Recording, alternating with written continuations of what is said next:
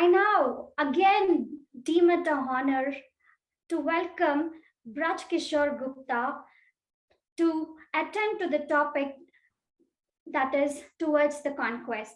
May I now request Braj Kishor Gupta, sir, to kindly step forward and do the needful. Sir, over to you. Thank you. Thank you very much. Friends, Darshini's reference to tree reminds me of the immortal lines from a book, The Wasteland, which won the Nobel Prize for T.S. Eliot. Here is no water, but only rock. Here is no water, but only rock. Rock and no water, and the sandy road, the road winding above among the mountains, which are mountains of rock without water. Is this not an example of crisis, my friend, where there is only rock and no water? Rock is also a symbol of generating water. Water flows from the rock, and that rock is dried off, is devoid of any water. Water is a symbol of hope. We all live because of the hope. We all live because of the possibility. If that possibility is gone, my friend, how is life worth living?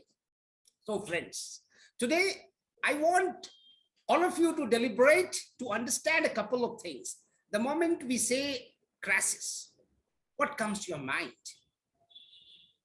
When do we feel there is a crisis? Is this when you have no job? Is this when there is a loss of job? Is this when you are ill, you are sick, you fail to realize your aspirations and dreams? Or when? If you go into the etymology of the word crisis, in fact, in Chinese, the word crisis refers to two things, and they are diametrically opposed to each other, and they are danger and opportunity. So friends, I want all of you to understand crisis is all about a danger. That is why we all feel threatened. No, we all feel threatened.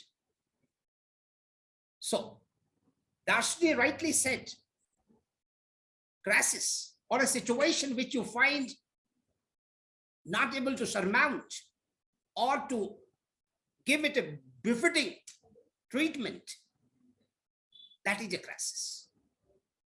To my mind, there is nothing like crisis. The word crisis is a misnomer. There is nothing like crisis, my friends. It is when one fails to respond appropriately to a situation that results more often than not in a crisis situation. So there is nothing like crisis. It is our inability. It is our inability to respond appropriately to a situations that is crisis. So there cannot be a crisis if you refuse to be let down by situation, by circumstances. I still remember a beautiful example that was given by a teacher, and that teacher showed me a note in one of the programs. He said, "What is this?" We all said, "It's a rupee." "How much?" I said, "It's 500. I said, "Okay." He folded the note like this, rather crumbled it. Then he asked, "What is this?" We said, "It's 500 rupee. He said, "It's still?" I said, "Yes, it is."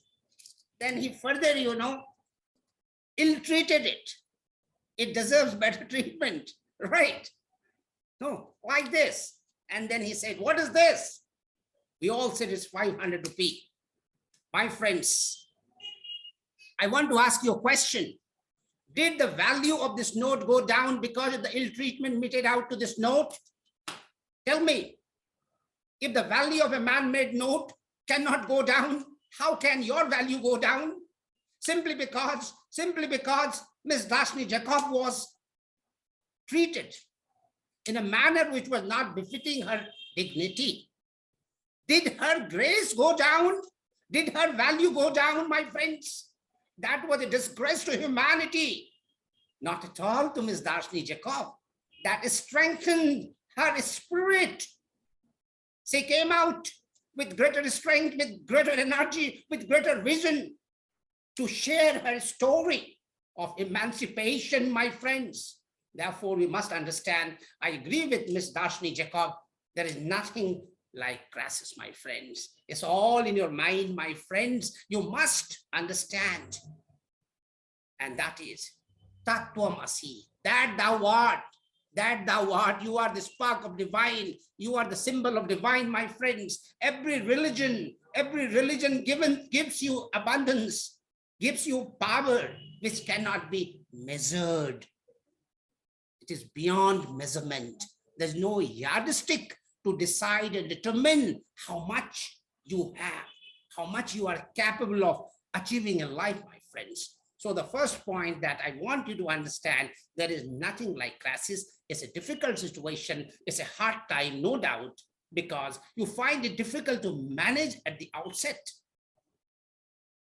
That is how we felt when, for the first time, we had tsunami, because we had not seen tsunami before 2002. So, my friend, all that I can tell you is, असफलता एक चुनौती है, स्वीकार करो. असफलता एक चुनौती है, स्वीकार करो. क्या कमी रह गई, क्या कमी रह गई, देखो और सुधार करो. That is to say, in case of a failure, when you are unable to address an issue appropriately, you must revisit the situation and find out what went wrong, and you must set that right. Simple. Simple. You are never a failure. You are never a failure unless you accept it, my friends. And who asks you to accept? You are not there to accept it. So, to my mind, there is nothing like crisis. And if there is a situation which is hard, difficult, you have been endowed with greater power and energy to face it. However, you will say, sir, that's fine, but there must be some ways to face those challenges called crisis. Why don't you share a couple of things? And I'm reminded of Mahabharat's line, and that is, Arjunas pratigya dve, Arjunas pratigya dve, na danyam na palayanam. Arjunas pratigya dve, na danyam na palayanam. So the resolve, the determination of Arjuna was twofold. And that was, I will neither bow down nor will run away from the battlefield, my friends. So in the face of a crisis, you must think of these lines, that you cannot afford to run away from the battlefield, nor can you surrender, my friend.